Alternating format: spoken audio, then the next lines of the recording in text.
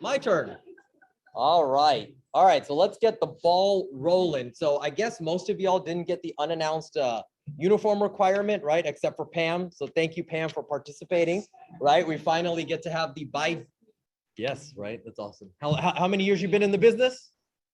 So I guess that's where it comes from, my experience. Yeah.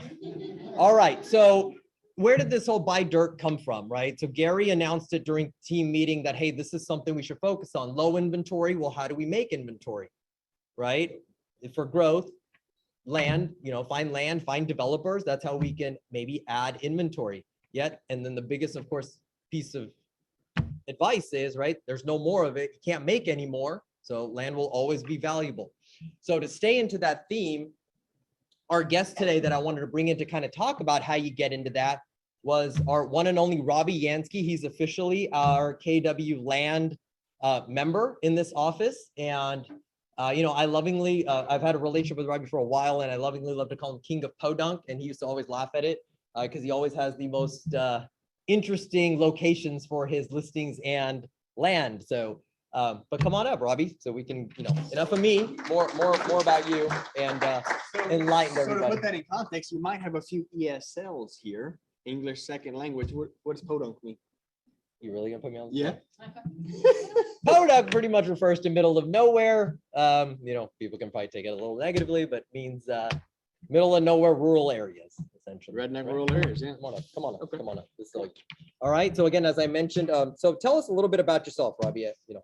Well, I've been with KW nearly 10 years, my entire career. Started my business here, and I kept it here for the simple reason that it brings me more business, and I get opportunities like this to connect with a lot of like-minded people that we're able to grow our businesses together. And so I started, like I said, here at KW, and I've been here at KW for almost an entire 10 years and growing along the way. KW has been a big part of making that happen. Awesome. All right. So tell me a little bit about just Robbie Jansky's business, stats a little bit, stats about my business. So I sell on average anywhere between 500 and 1,000 acres a year. And that's probably 20 to 30 transactions. Half of my business is in the city and half of it's out of the city. Because obviously when you buy land, there's more of it to buy and sell outside of the city than it is inside the city. And so that's just some quick, easy stats about me. That's about how much I sell. I work with mainly people that are listing anywhere from 5 to 166 acres was my largest listing so far. I've got an appointment for a 600-acre listing coming up. So that's pretty cool. Yeah, that's awesome. And you still do dabble in residential? I do, about 50-50. So 50-50 house and 50-50 land. Okay, awesome. And because I live here. Yeah. Tell me a little bit about KW Land. Now, I know you just started dabbling in that a little bit, but some of the benefits of that and what that entails. Sure. So KW Land allows you access to a lot of different tools and resources. If you're looking to help clients buy and sell land, being a part of KW Land allows you the tools and resources that you need to be able to get your business up and running off the ground and growing, and present yourself as someone that's knowledgeable and an expert in that area. A simple example is a map called MapRight tool, where you can pull up a map and it has a lot of different features than just a Google map because it's land specific. You can measure the perimeters, measure the areas. You can see the different layers of what types of soils are there, if there's any easements that run across the land itself, flood zones, stuff like that. So MapRight's a simple example of a tool that KW Land brings to you to be able to grow your business in that segment or that sector, land, which is what I work in. And there's a requirement, right, to be a member of KW Land? There is a requirement. You've got to sell so much acreage per year. They just want to make sure you're knowledgeable in the transactions and you're a good fiduciary to your clients. Cool. All right. So let's get into the nitty gritty of your business. Okay. Sure. So how did you end up farming or getting business in? I guess I should preface that by, as I've noticed your business grow, you have a lot of listings, whether it's residential or land listings, that are way in the outskirts of Houston or even just outside of the Houston area, and so tell me a little bit about how that came about. How did you basically farm, for lack of better terms, rural areas? Well, a large part of the rural area that I quote unquote farm and market my business in is partly because I'm from that area. I grew up about 2 hours west of here. And so I know the area very well. And I've got a lot of friends, family, and clientele that are still here. So that makes it a little bit easier for me to continue to grow my business and expand it out into that area rather than just in the city that I'm currently living. So to tie into that, oftentimes I got to drive, 2 hours one way just to go either show a listing or for a listing presentation to meet clients. But that's the market area that I chose to work in. And to go back to your original question, where I got started in that is who's now client of mine had a $10,000 lot that she needed to sell in Fresno. And I listed it and sold it for her. And then other sellers and other people that had property around there that they wanted to sell saw that listing and were impressed with the amount of detail I put into an effort I put into marketing and selling that listing. And they sent me business, and it just snowballed from there into more and more land. Cool. Yeah, that makes sense. Okay, so what are some of the different ways that you can buy or sell land for people that are like really starting to, maybe, deciding whether this is something they want to pursue, right? And we have a little, I know you have a little visual for it. Yeah. But so, because you mentioned to me yesterday that, hey, it's not just land. There's so many different aspects to it. So go into that a little bit. There's so many different avenues that a purchaser or a property owner can use the land for to make money off of. And this is just kind of a simple short list that I put together, but they all have to do with bringing in income in some way, form, or fashion. And even there's one thing on the list that I was recently reminded of. One of my clients that I have a listing with actually gets paid by a government grant. And the government pays them not to grow rice on the property. Simple as that, because it was an old rice farm and the government doesn't want it. They don't want any more rice production in the area. So they actually pay the landowners in grant form every year to not grow any rice on it. They just cut them a check. So there's so many different ways you can make money with land and with property ownership. I've got at least 5, currently I'm using at least 5 of these different ones on my own personal properties. Okay. To produce income. Couple of highlights. A couple of highlights off the list. Couple of highlights? Yeah. Billboard sign. That's a cool one that a lot of people don't think about. When you have a client looking for land, if they happen to be looking at purchasing property along a major highway, you can contact all the billboard companies around, JGI, Clear Channel, you name them, and say, hey guys, what are your rates for this area? And do you have an interest in signing a lease? They may sign a 40-year lease with you for that property owner. Another one, storage facilities, big, obviously. Everybody's looking for storage these days. You can pick up a piece of dirt and make a ton of money off of storage and warehouse facilities and things like that. Hangar space for aircraft. A lot of people may not know, but I've been training to get my pilot's license, and in that niche, there's at least a 30 to a 50 person waiting list for one of the, it's about 25 different general aviation airports around Houston for small aircraft, private aircraft. There's a 30 to 50 person waiting list at almost each of those airports for people to park and store their personal aircraft. So there's a shortage of hangar space. Most people wouldn't realize that, wouldn't even think about it. Excuse me. What else? The most obvious one, single family home rental. Everybody's doing those these days, but that's the simplest and easiest thing what you can do with dirt. Yeah, that's pretty comprehensive. And, you kind of don't get an idea. You just think, oh, land, and it's, single form or fashion. Yet, there's different avenues, and that's Sure. Pretty awesome. All right. So you talked about how you got started and what was your entry into land, right? But how did you grow your business?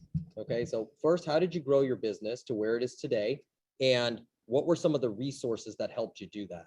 So how did I grow my business from where it was to what it is today? Yeah. Honestly, it's just paying attention to the details. It's taking great care of your clients, and net work equals net worth. I told you the story about the $10,000 listing that's brought me a ton of more land listings since then. How did I grow my business? Well, it's paying attention to the details, and it's understanding what sellers and buyers and clients are looking for in these markets and finding a way to provide that to them in terms of level of service and in terms of better photography or better videos for your listings. It's going above and beyond every chance you get, because that $10,000 listing brought me another minimum $5 million worth of listings, just because I paid attention to a couple of details on that tiny listing at that time. And so that's how I honestly grew my business, is by the bootstraps, just plugging in and putting all of your effort and your intensity into what you're doing. Another $1 million listing, 100 acres, Shiner, Texas, if anybody knows where Lavaca County is. That listing came from another listing that this executor of the estate saw. He loved the way I wrote my description, beautiful Texas countryside, stuff like that. So he just called me up one day and said, hey, I'm in Virginia, but I got 100 acres. I need to list over there in rural Texas. Saw your listing for 36 acres or $300,000. And I love the way you wrote that thing up. So we'd like to interview you for the position. Well, they interviewed me. I was the only agent that they even considered. But, you know, I just pay attention to the small details and put some extra effort in, whereas other people won't take the time to do that. And that's honestly how I grew my business. So I forgot the segue from second that, part of your no, it's question. all good. Resources, but hang on, you brought up an interesting point. You said you were the only one that interviewed for that for that piece of land. So do you think that it's pretty similar to what the statistics are in residential, where the higher percentage of the first person interviewed is typically the one that's gets the deal? Depends on how good your marketing is and what they like and what they're seeing about you. You don't necessarily need to be in the first position, but you better know what you're talking about when you get in front of them. Okay. And they better establish you in their mind as the expert. I was just at a listing appointment this last weekend where I was up against 3 other agents. This is, again, rural. This is 2 hours away from here in the small town I'm from. Granted, I have a personal connection with one of the 5 sellers, but I was up against 4 other agents that are local, live in that town all day long. I took that listing because I spent, just by an estimate, I probably spent 30 minutes to an hour more than any of those other local agents would have spent with those sellers, explaining things down to the minute detail about how the process of the transaction is going to go, what they can expect from me, what they can expect in terms of sales price, and just knowing your stuff.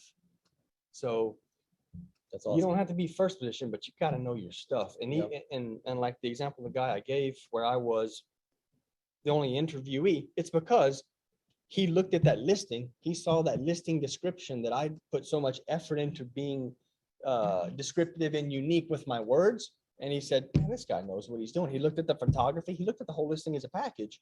And he said, this guy knows what he's doing. I can't really go wrong with him. I don't need anybody else. And after he spoke with me and that was solidified in his mind, it was done.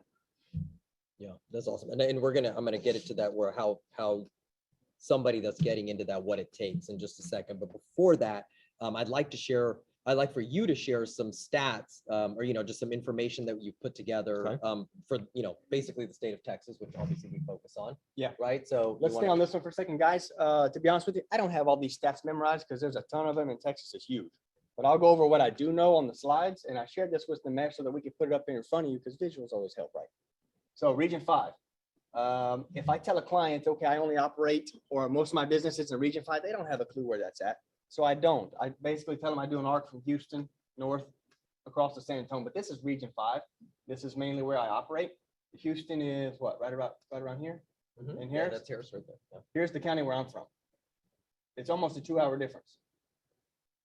So to segue just a tiny bit into what it takes to be a land agent, what it takes is being willing to drive this entire area here over the span of a day or a day and a half, if you have to, because you line up your business as such where your appointments are here and here and here, and your home base is here. It's a lot of driving. It's a lot of time on the road. Okay, so that's that one. Same thing. This is broken down. Yep. All right. Texas top commodities. One of the reasons why land is so big in Texas is because you'll notice all of these different commodities have to do with owning property where they can be produced. Cattle, hay, milk, cotton, animals, broilers or chickens, in case you didn't know. Everybody likes Chick-fil-A, right? Yeah. You got to raise them somewhere. Okay.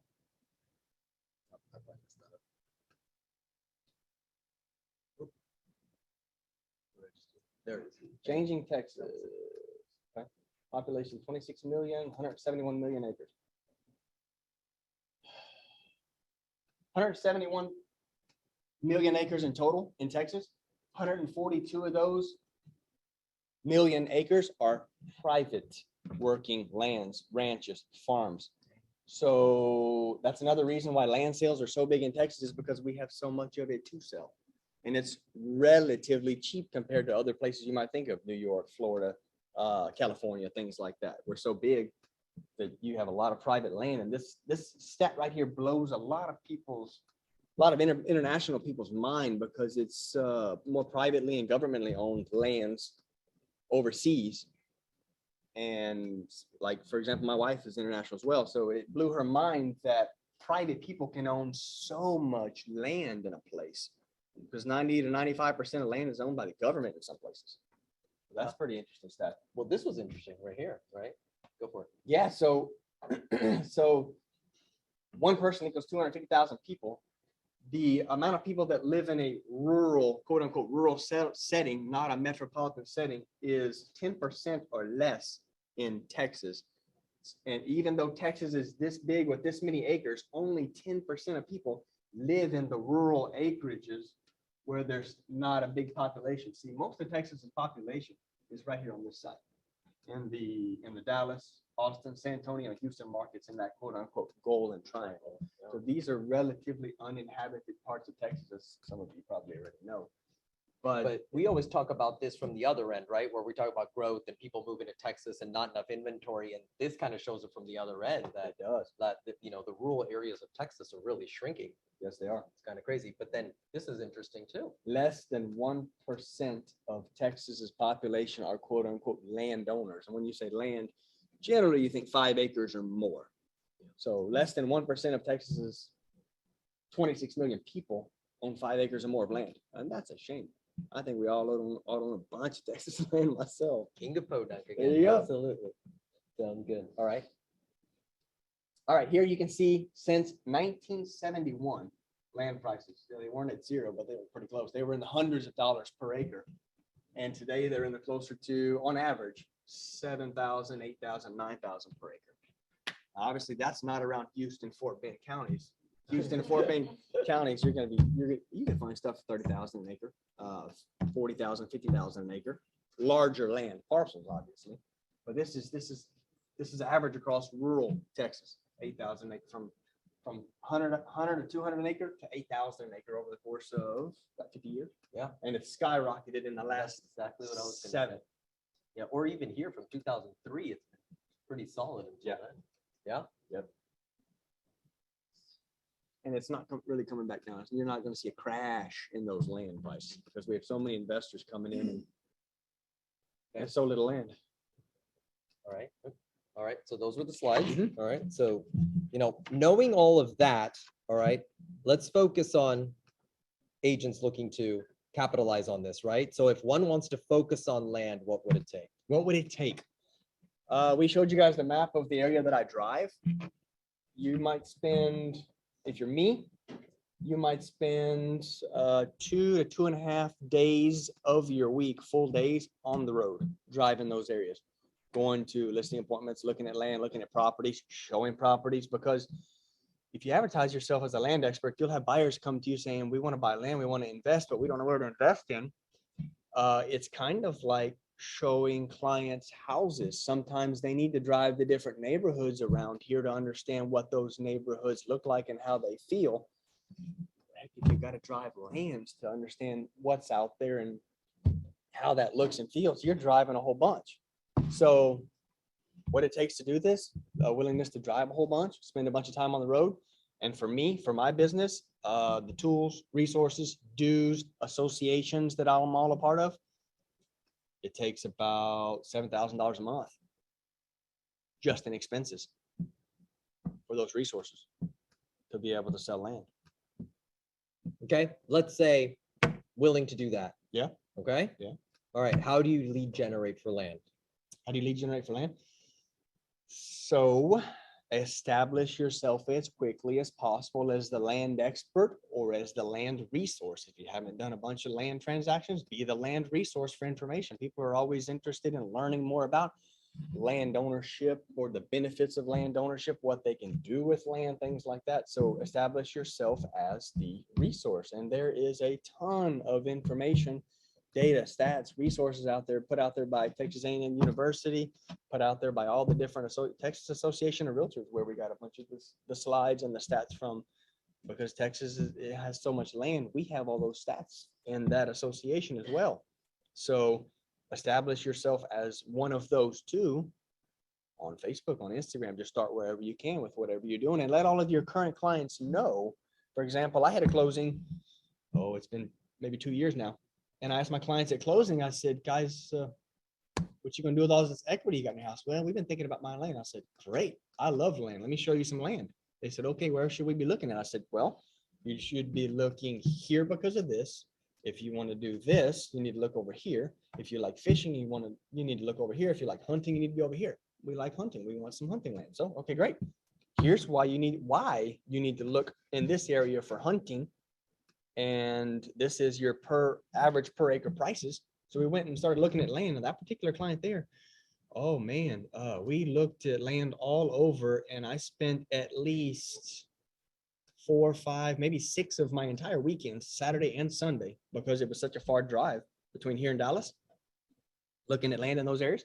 I spent at least 5 or 6 of my entire weekends finding a place for them, showing them different properties around. That's what, 5 times 2 days? That's 10 days worth of my full work on weekends away from my family to be able to sell them a parcel of land. Now that parcel of land went from, we got it for $2,000 an acre a couple of years ago. It's worth about $7,000 an acre now. So their equity has been doing very well. So have conversations with your clients to answer the question.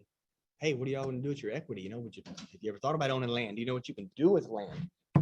Land is not getting any cheap, Yeah, so let's take that a bit further, right? This is something we were talking about yesterday. What kind of questions would you need to know how to answer? Like you talked about knowing the craft, right? Being knowledgeable. What are some of the kind of questions that you would need to know how to answer? And to brush up on that, what are some of the resources to find these answers? Great. So expect the kind of questions from your buyers, like, what do we need to know about land ownership? What kind of things can we take advantage of for tax benefits and property write-offs and things like that? And the flip side of that is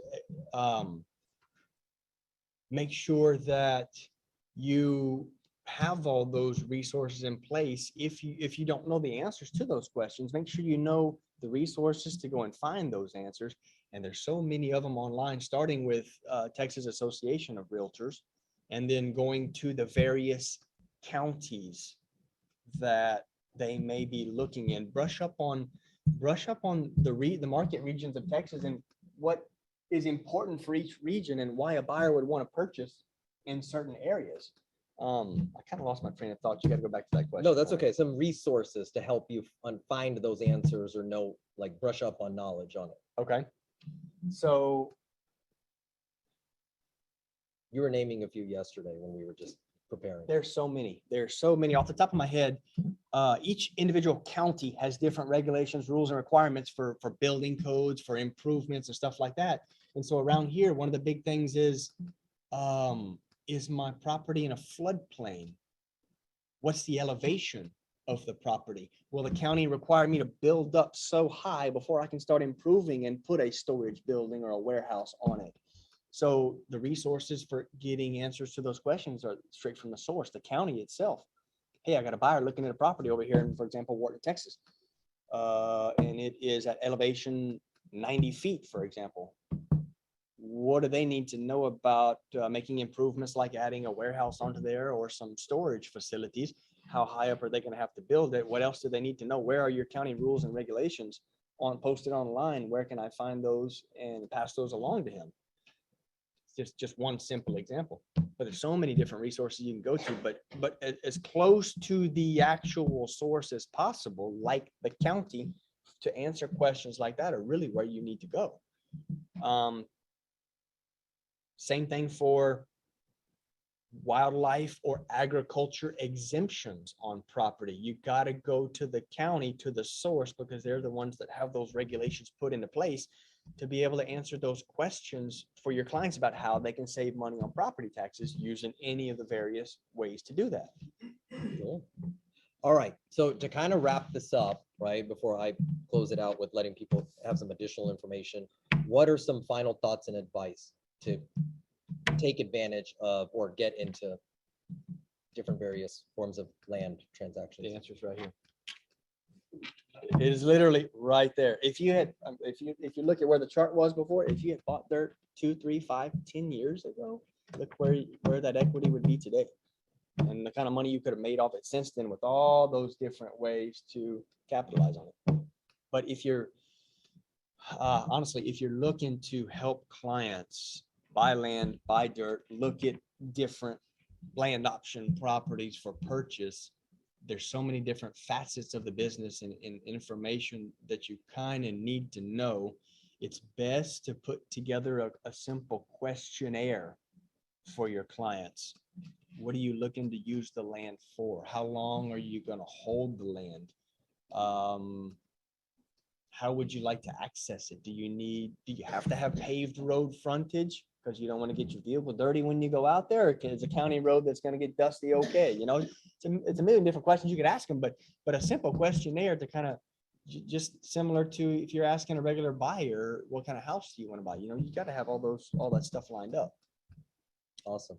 Appreciate you, And man. yeah, absolutely. And on the listing side, when you've got a client, a seller client, you're also going to have a list of questions from them, because on the farm and ranch contracts, which are quite a bit different than 1 to 4 residentials, there's a lot more sections in there pertaining to parts of the land that you need to be aware of. The seller needs to be able to answer those questions in the listing agreements and your questionnaire, so that you can properly convey that information to prospective buyers when they ask a bunch of those questions. And when those buyers call up, you're going to know how sophisticated those buyers are and how much they know about land by the questions they're asking, answers they're looking for. Yeah, I just thought of something because you just said that. That is kind of out of order now, but yet I still think it's equally important. How long does it typically take to close a land deal, and what kind of because there's no inspection technically, but what kind of assessments sometimes could there be, and how long do those take essentially? How long could the process of closing a land deal take? Great question. Great question. So in this market, land has been closing almost as fast as houses when it's priced competitively, because we got a ton of land investors and buyers looking from all over. You've seen the What stats. do you mean by all over? All over. You've seen the stats of people moving from other parts of the nation to Texas and other countries in the world to Texas. So a typical transaction for land when it's listed competitive, anywhere from 30 to 90 days close. Now, in a typical normal market, it could be 3 to 6 months, because land has traditionally, historically sold a little bit slower than houses. And another point about that is land sales, land prices, land appreciation typically lags the housing market. Right now, we're starting to see a stabilization and a correction of the housing market ever so slightly. We're not seeing that in land just yet. We're not going to see that in land for another several months. It lags behind housing. Traditionally, historically, it has. I don't have the explanation or the answer for why that is, but I'm sure it's there. Yeah. There was another part to your question. What was it? Just the testings and some, there's no inspections, but There's no inspections. Yeah, but environmental, what are called environmental phase checks, are what a lot of people do for land to make sure there's no old storage tanks, fuel tanks, gas stations underneath the land, stuff like that, wetlands. You'll want to do your due diligence at the county to make sure that it's currently under agriculture exemption, so that you can take advantage of those reduced property taxes and continue that agriculture exemption. There's a little bit of due diligence involved, but it's not like getting your plumbing tested. Okay. So that's a good point. Yeah. Awesome. Well, I appreciate you, man. You're such a wealth of knowledge, and thank you for sharing this. And what I wanted to add to this was the point that I really wanted to do this for was it's not so black and white when it comes to land, as Robbie clearly just demonstrated. And there's a lot involved. As I mentioned at the beginning of the meeting, Robbie is KW Land now, official member of KW Land. in our office. And what he's agreed to do graciously is to teach land classes, okay, throughout the year. All right. So this was kind of like the tip of the iceberg. There's so much detail that he can go into, and there's so many resources he has. So if you're interested, be on the lookout for that. Okay. Because he will be providing these. Okay. So appreciate you totally for all of that. You bet. Appreciate it was an absolute pleasure having you. Absolutely. Guys, I'm happy to be a resource for you if you have any questions. Most of the questions that I get, honestly, are, do you have any land lenders for my clients that are looking to buy land, stuff like that? So I have all of those people for the different phase inspections. I have all of those people for the different surveyors that are doing the various counties, because for example, ProServe doesn't want to travel all the way down to Waller County to do a survey for us all the time, you know? So the different Too bad he's surveys, not in I've here. got all those resources, guys. Just reach out to me, and shame on me for not having a slide up here that has my contact info for you, but you can find me. I'm pretty easy. I'm around. And of course, I'm sure you'll pay a referral to somebody you want to take care Sure I of. will. Sure I will. Do it all day long. I'm doing it all the time. Anybody that you don't want to, I mean, if you're not ready yet to get into land, or you feel like you wouldn't be able to do them a great fiduciary just yet, and you want to tag along, figure it out, watch, see how it works, refer them out to me. I'm happy to help as well. Partner up. Yep. Yeah. Awesome. Yeah. Again, Okay. he's awesome. And Cool. you guys give him a hand. Thank you so much. Thanks, guys. Awesome. Awesome. Well, I hope you guys enjoyed that. And remember, okay, we have a question. All right, here, Robbie, come back up here. We can take maybe one. How often are you seeing mineral rights transfer, or are there any mineral rights to transfer these days? Mineral, so she's asking about mineral rights. How often am I seeing mineral rights being transferred to purchasers in a transaction? It's the wild, wild west. I was shocked just recently on a transaction where a client of mine admitted to me that she was willing to convey all of her minerals with a property. And so it all depends on the seller situation. Traditionally, historically, most people have figured out that game, and they're not willing to convey them almost at any price. And so my advice to a client would be, hey, it depends on your personal situation, whether you want that money now or you want to hold out for possibly more money later from the oil and gas companies. We'll see what happens. But, 99% of the time, it's nearly impossible to negotiate minerals for a buyer in a transaction. The sellers typically retain them. She's got to follow. She's got to follow. Great question. Go for it. Okay, so what you're saying is what I'm understanding you say is, if someone's conveying mineral rights, the property is worth a lot more than if there are no mineral rights, or if there are already oil and gas leases on the property. Definitely. So a recent transaction I had, that same 100 acres in Shiner had 9 producing wells next door where they were pulled into. And these property owners on that 100 acres were receiving royalty checks of $10,000 a month. Those mineral rights were sold on a mineral brokerage exchange similar to our real estate MLS for a little over $500,000. Somebody was paying about a 20% ROI is what they were banking on. So they sold for $500,000. They were producing by dirt all day long. Yeah. So that was a very, very rare exception and rare case that a seller was willing to let go of those minerals, because it was in an estate and they all wanted to just kind of disperse, take their portions and go live their lives. But in rural areas, and it's very hard to quantify this data because it just doesn't happen all that often that minerals get sold. You can bank on anywhere from $1,000 an acre extra up and over market value of just the surface rights, $1,000 acre for minerals, unproducing, up to 5,000 or more per acre currently producing. There's a wide range. So you got 100 acres, that's 500 grand extra if it's currently producing or in production. Just for the prospect of production, it's a possibility of an extra $1,000 an acre. Somebody may come in and lease it up and start producing. Great questions. Thank you. Yes. Hi, Robbie. I just had a question. My question is related to the I guess it was one of the first slides about how you can use it. Yes. I know one of the things said RV park, but I was informed by one real estate agent that you can do like a land B&B, just like Airbnb. Is there such a thing for land where you can do like a land B&B? And can you explain that? Sure. I know a little bit about it, just from what I've seen. They call it glamping.